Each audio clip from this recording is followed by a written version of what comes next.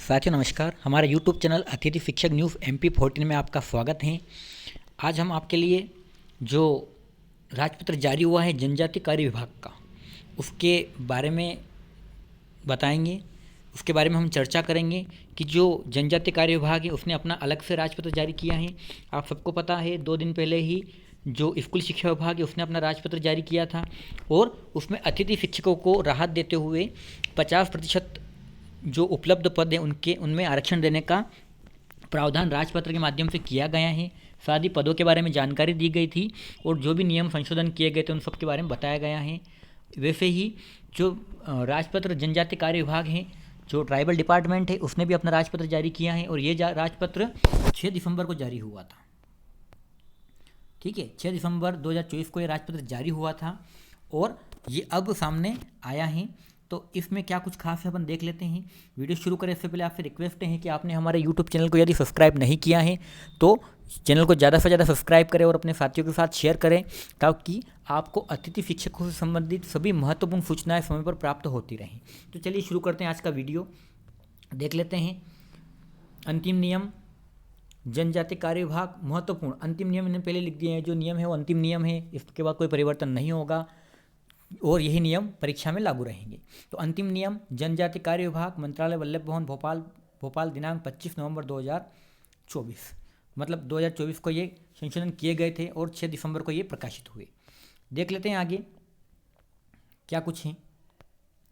क्रमांक F489 2018 25(1) भारत के संविधान के अनुच्छेद 309 के परंतु द्वारा प्रदत्त शक्तियों का प्रयोग में लाते हुए मध्य प्रदेश के राज्यपाल एतद द्वारा मध्य प्रदेश जनजाति एवं अनुसूचित जाति शैक्षणिक संवर्ग सेवा भर्ती 2018 में निम्नलिखित संशोधन करते हैं, अर्थात मतलब जो संशोधन किए गए हैं और वही संशोधन किए गए हैं जो नियम 2018 में बनाए गए थे।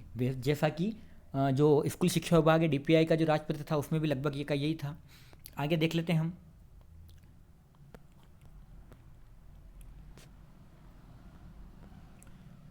तो इसमें जो अतिथि शिक्षकों के लिए महत्वपूर्ण है वो हम देख लेते हैं।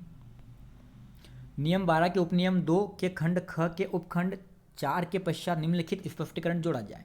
आपको याद होगा तो जो 2018 में संशोधन हुए थे उसमें अतिथि शिक्षकों के लिए 25% आरक्षण का प्रावधान था और साथ ही जो नियम थे उनमें 200 दिवस कार्य होना चाहिए और कम से कम 3 सत्र होना चाहिए, मतलब 3 सत्र भी होना चाहिए और 200 दिवस भी होना चाहिए, लेकिन दिनों का कोई बाउंडेशन नहीं था। लेकिन इस वाले में स्पष्ट कर दिया गया है कि न्यूनतम 3 शैक्षणिक सत्र तभी पूर्ण माने जाएंगे जब प्रत्येक सत्र में न्यूनतम 60 दिवस अतिथि शिक्षक के रूप में कार्य किया हो। इसके अतिरिक्त तीनों सत्रों का न्यूनतम 200 दिवस का कार्य अनुभव अनिवार्य होगा। मतलब आपको 200 दिन तो पूरे करना ही है, लेकिन 200 दिनों के साथ साथ आपको 60 दिन न्यूनतम प्रत्येक सत्र में भी कार्य करना है। मतलब 60 दिनों का आपका पेमेंट बनना चाहिए, आपके बिल जनरेट होना चाहिए। ये नहीं कि आपने 2 महीने काम कर लिया तो 60 दिन हो गए, ऐसा नहीं है। आपको आपकी उपस्थिति दिवस 60 होना चाहिए, मतलब आपका जो पेमेंट है वो 60 दिनों का बनना चाहिए। जबकि यही नियम जब हम DPI का राजपत्र देखते हैं तो उसमें भी ये नियम जोड़ा गया है, लेकिन उसमें 60 दिनों की बजाय 30 दिन बताया गया है। अब ये दोनों डिपार्टमेंट, दोनों विभागों में अलग अलग क्यों हैं ये समझ से बाहर है, लेकिन वर्तमान में जो राजपत्र है उसमें ये दिया गया है कि आपको कम से कम यदि अतिथि शिक्षक कोटे का लाभ लेना है, 50% आरक्षण प्राप्त करना है, तो आपको 60 दिन कम से कम कार्य करना होगा, तभी आपका सत्र काउंट किया जाएगा और उसको सत्र में गिना जाएगा। नॉर्मली एक सत्र में ही 200 दिन पूरे हो जाते हैं, लेकिन आपको 3 सत्र भी करना है, साथ ही आपको 60 दिन कम से कम कार्य करना है। जबकि जो स्कूल शिक्षा विभाग का राजपत्र था जो 2 दिन या 3 दिन पहले जारी हुआ था उसमें केवल 30 दिन बताए गए थे। अब इनमें अंतर क्यों आ रहा है ये समझ से बाहर है। आगे हम देख लेते हैं। इसमें और विशेष कोई संशोधन नहीं है। जो संशोधन पहले किए गए थे वही हैं जो लगभग स्कूल शिक्षा विभाग के जैसे ही हैं, लेकिन एक मूल जो परिवर्तन था ये था कि यहाँ पर जो न्यूनतम 60 दिन काम करना है, जबकि जो स्कूल शिक्षा विभाग था उसमें न्यूनतम 30 दिवस ही काम करना था। तो ये अंतर क्यों आया है ये समझ से बाहर है। उसके बाद हम पदों की संख्या देख लेते हैं। तो यहाँ पर दिया गया है अनुसूचित 2 नियम 5, 15 और 16 देखिए भर्ती का तारीखा। ठीक है, अब देख लीजिए यहाँ पर पदों की संख्या दी गई है, पदों की संख्या बहुत बताई गई है। अगर ये भर्ती होती है तो मेरे को लगता है कि जितने योग्य अतिथि शिक्षक हैं और दूसरे युवा साथी हैं वो सभी इसमें निश्चित जो है वो जॉब प्राप्त कर लेंगे। उच्च माध्यमिक शिक्षकों के 10,501 पद हैं, 50% सीधी भर्ती से और 50% पदोन्नति से भरे जाने हैं। कोच के पद हैं इसमें 52, सीधी भर्ती से 75% और पदोन्नति से 25%।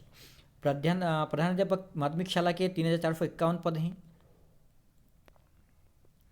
सीधी भर्ती से पदोन्नति से भरे जाने हैं। माध्यमिक शिक्षक के एक बड़ा आंकड़ा, माध्यमिक शिक्षक के 43,734 पद हैं, 50% सीधी भर्ती और 50% पदोन्नति से भरे जाने हैं। उसके बाद हम देखें तो माध्यमिक शिक्षक खेल जो पीटीआई होते हैं, माध्यमिक शिक्षक 208 पद हैं, 50-50 दोनों भरे जाने हैं। उसके बाद माध्यमिक शिक्षक संगीत के टोटल 81 पद हैं। उसके बाद में माध्यमिक प्रधानाध्यापक प्राथमिक शाला 3,397 पद हैं, 100% पदोन्नति से भरे जाने हैं। प्राथमिक शिक्षक का एक बड़ा आंकड़ा यहाँ पर भी देखने को मिला है। यही जो प्राथमिक शिक्षक है उनकी संख्या स्कूल शिक्षा विभाग में 1 लाख से ऊपर थी और माध्यमिक शिक्षकों की संख्या भी एक बड़ा आंकड़ा था, जबकि जो उच्च माध्यमिक शिक्षक है उनका संख्या लगभग 48,000 के आसपास थी। तो यहाँ पर भी एक बहुत बड़ी मात्रा में, बहुत बड़ी संख्या में पद रिक्त हैं। लेकिन अब शासन की मंशा क्या है, वो कितने इन पदों को भरता है, ये आने वाले समय में पता चलेगा। और ये जो प्राथमिक शिक्षक के पद हैं ये 100% सीधी भर्ती से भरे जाने हैं। प्राथमिक शिक्षक खेल पीटीआई के जो पद हैं 840 पद हैं यहाँ पर और 100% सीधी भर्ती से भरे जाने हैं। उसके बाद हम आगे बात करें प्राथमिक शिक्षक खेल के बाद में प्राथमिक शिक्षक विज्ञान, जो विज्ञान सहायक होते हैं उसकी बहुत ज़्यादा संख्या है, 2,245 की संख्या है और 100% इनको सीधी भर्ती से भरे जाना है। जबकि जो स्कूल शिक्षा विभाग था उसमें लगभग 8,000 पद, ठीक है, 812 पद जो थे वो इससे भरे जाने हैं। मतलब 812 पद प्राथमिक शिक्षक विज्ञान के मतलब विज्ञान सहायक के डीपीआई में है और यहाँ पर 2,245 है। और प्राथमिक शिक्षक विज्ञान के बाद प्राथमिक शिक्षक संगीत गायन वादन और नृत्य के कुल 112 पद 100% सीधी भर्ती से भरे जाने हैं। तो साथियों ये था पदों का विवरण। बाकी सारे नियम वो वही हैं जो डीपीआई के हैं। डाइंग कैडर के बाद में ही इनमें पदों की डाइंग कैडर के बाद में जो सेवानिवृत्त होंगे वो संख्या बढ़ती जाएगी। एग्रीकल्चर में 100% पद सीधी भर्ती से भरे जाएंगे, क्योंकि यहाँ पर जो एग्रीकल्चर कृषि संकाय होता है वो वर्ग 2 मतलब माध्यमिक शिक्षक के रूप में या हाई स्कूल में या मिडिल स्कूल में नहीं चलता है, इसलिए उसके सारे जो पद हैं वो 100% सीधी भर्ती से भरे जाएंगे। बाकी वो के वही नियम है। तो साथियों ये था जो जनजाति कार्य विभाग है ट्राइबल डिपार्टमेंट उसका राजपत्र, उसमें इन्होंने जो है एक नई यूँ कह सकते हैं कि नया एक नियम जोड़ दिया है कि यहाँ पर आपको 30 की बजाय 60 दिन कार्य करना अनिवार्य है, तब जाके आपका 3 सत्र काउंट होगा। अब देखना ये होता है कि आगे क्या ये नियम यही रहते हैं या डीपीआई और ट्राइबल डिपार्टमेंट के नियम एक जैसे होंगे। साथियों वीडियो को ज़्यादा से ज़्यादा शेयर करें। धन्यवाद।